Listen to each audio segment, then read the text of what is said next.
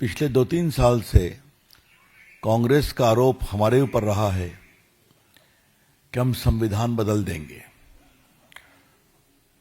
पिछले लोकसभा चुनाव में उनका एकमात्र थीम यही था, आपने याद होगा, जो बिल्कुल झूठ पर आधारित था, एक भ्रामक प्रचार था। A complete falsehood and misleading campaign was undertaken by the Congress party in the last election, that if BJP gets majority or 400 seats as they claim, they will change the constitution. हमने बार बार कहा हम बदलेंगे नहीं, और हमने बदला भी नहीं। हमने एक बार बदला जब 10% एक्स्ट्रा रिजर्वेशन गरीब समाज के लोगों के लिए दिया, सबने उसका समर्थन किया। आज मुझे पहला सवाल उठाना है कि मुस्लिम वोट बैंक परस्ती में देश कहां जाएगा? A very larger question today is emerging in the country. That in quest for vote bank politics, appeasement politics, and bluntly speaking for the sake of Muslim vote, where the country will go. ये जो one up manship चल रही है, ये एक बहुत बड़ा विषय है। आज के एक स्टेटमेंट पर आने के पहले थोड़ा मैं हिस्टोरिकल बैकग्राउंड देना जरूरी है, to expose the Congress party. याद करिए, इन्होंने शाहबानों के जजमेंट को पलट दिया था ना। और शाहबानों का केस क्या था, आज के देश के नौजवानों को ये जानने के लिए जरूरी है, वो जानते भी होंगे कि एक लगभग 70 साल की बूढ़ी महिला को उसके पति के द्वारा मेंटेनेंस नहीं दिया जा रहा था। उसने सीआरपीसी की धारा 125 में मेंटेनेंस की गुहार लगाई, जिसको मजिस्ट्रेट कोर्ट ने दिया, जिसको हाई कोर्ट ने दिया। उनके पति बैरिस्टर थे, सुप्रीम कोर्ट तक चैलेंज करने आए, और सुप्रीम कोर्ट ने कहा कि 125 CrPC designed to give maintenance to a woman, wife, is religion neutral. इतना हंगामा हुआ कि राजीव गांधी को झुकना पड़ा, उस जजमेंट को अंडू करना पड़ा, लॉ बदल करके। बहुत से पत्रकार मित्रों को मालूम होगा कि 3 तलाक का समाप्त करने का जो बिल था, देश के कानून मंत्री के रूप में मुझे लाने का सौभाग्य माननीय प्रधानमंत्री जी ने दिया था। 3 तलाक की प्रथा आज पाकिस्तान में भी बीजेपी इसकी बहुत भर्त्सना करते हैं। आज देखिए, आपको हम एक बात कहना चाहते हैं, नागपुर में जो हिंसा हुई, वो हिंसा किसने कराई, ये सारी बातें सामने आ रही हैं ना। उनका एजेंडा क्या था, उनके लिंकेज क्या थे, कहां से विदेश से भी उनको प्रॉम्प्टिंग होती थी। अभी तक कांग्रेस पार्टी ने कुछ कहा है क्या? इसे हम सही नहीं मानते।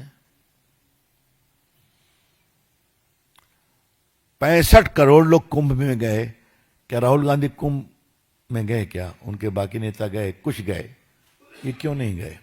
ये शर्मिंदगी किस बात की है? सोनिया जी, प्रियंका जी को जानने में शर्मिंदगी किस बात की है?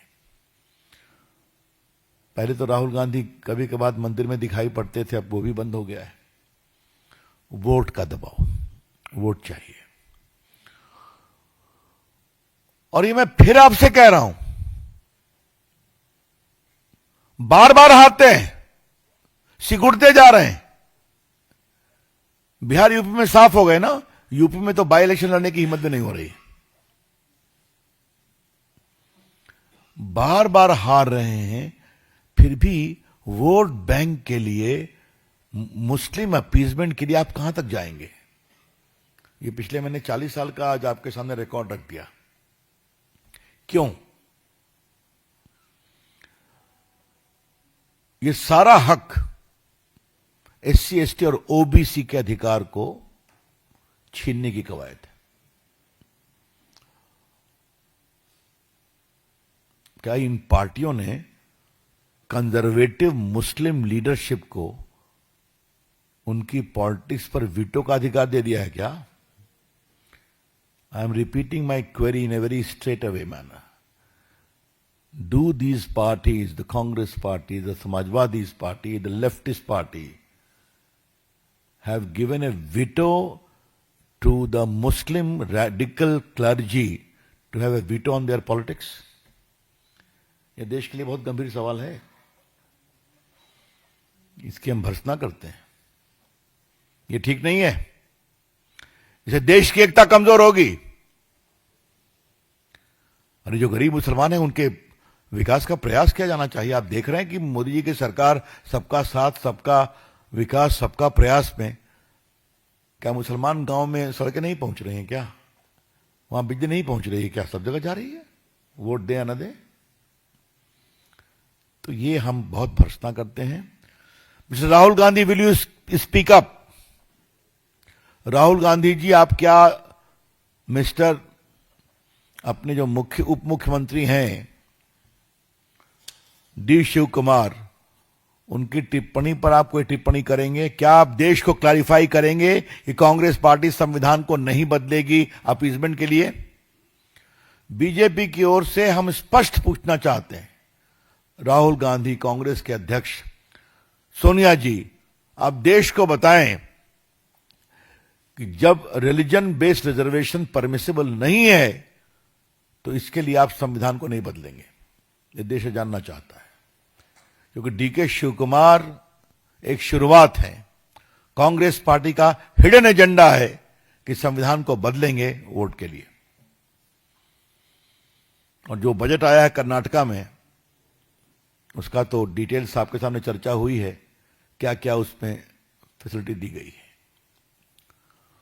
मित्रों, मुझे 2-3 मुद्दे और उठाने हैं, वो जुड़े हुए हैं. ये दलित मुस्लिम और दलित क्रिश्चियन क्या होता है?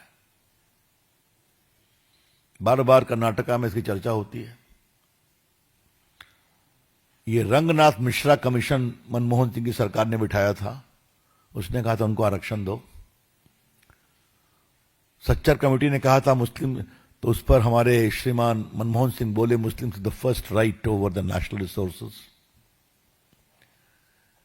एक बात आप जान लीजिए, आज मैं चाहता हूं कि पार्टी की ओर से स्टैंड हम स्पष्ट करें. दलित मुस्लिम की जो बात होती है, तो जब भारत का संविधान बना तो हमारे संविधान निर्माण